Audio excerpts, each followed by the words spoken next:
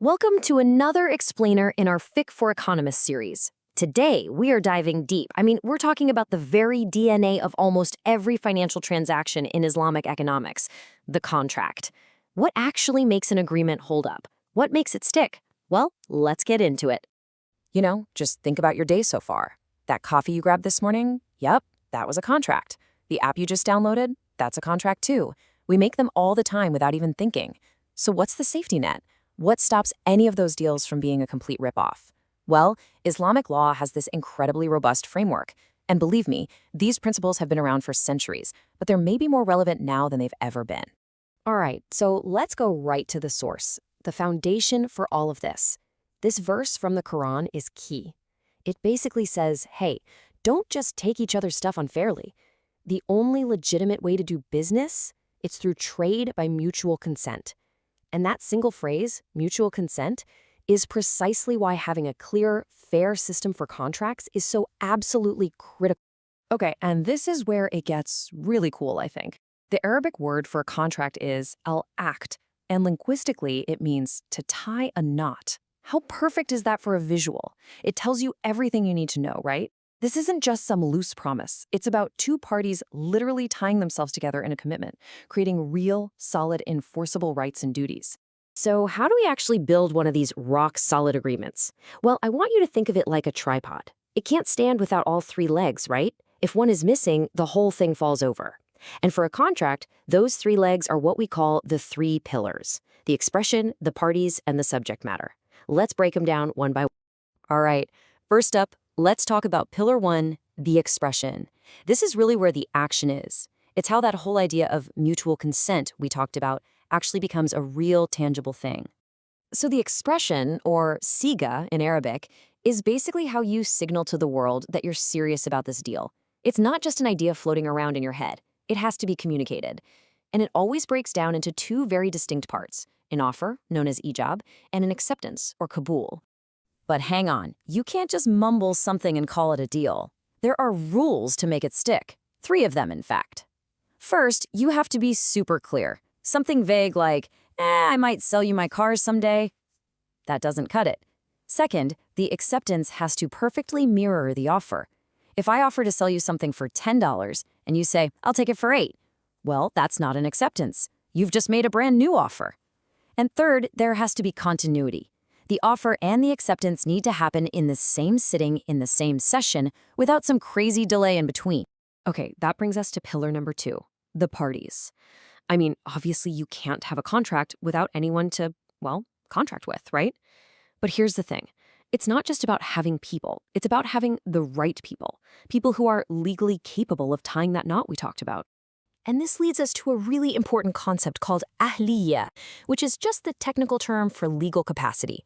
All it's asking is a simple question. Does this person have what it takes, legally speaking, to make a deal?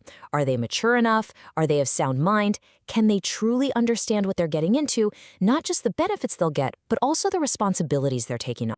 And what's so smart about this is that legal capacity isn't just a simple on or off switch. It's more nuanced. See, there are 2 types. First, you've got receptive capacity. Every single human has this, even a newborn baby. It's the capacity to receive rights, like getting an inheritance.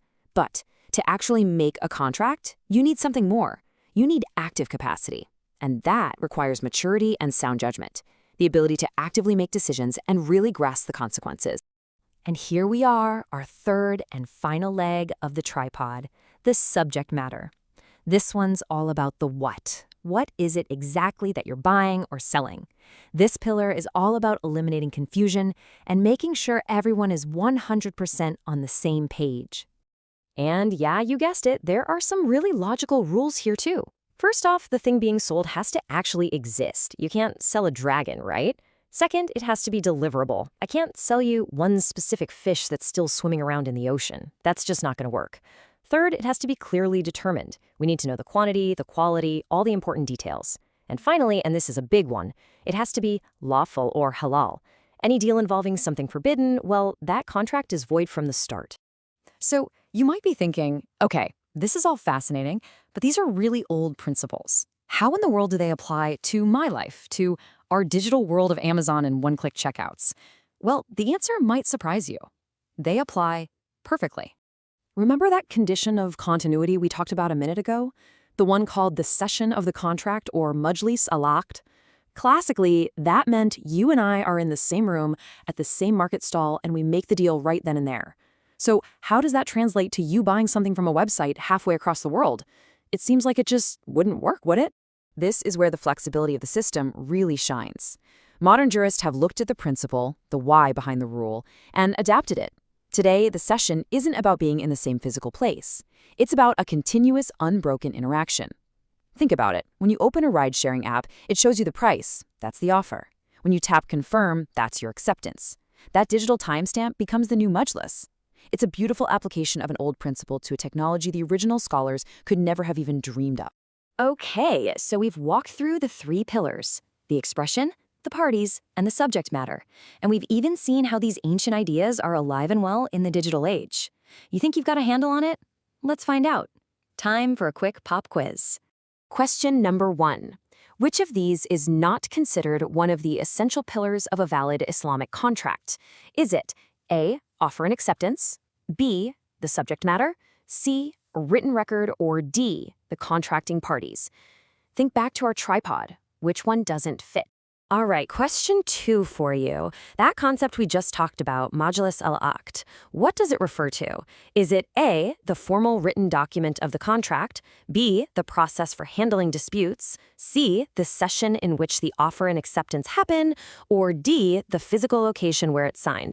And for our final question, let's think about the rules for the subject matter. Which of the following contracts would be considered totally void or invalid under Islamic law? A, selling a property for less than it's worth. B, renting a house without writing anything down.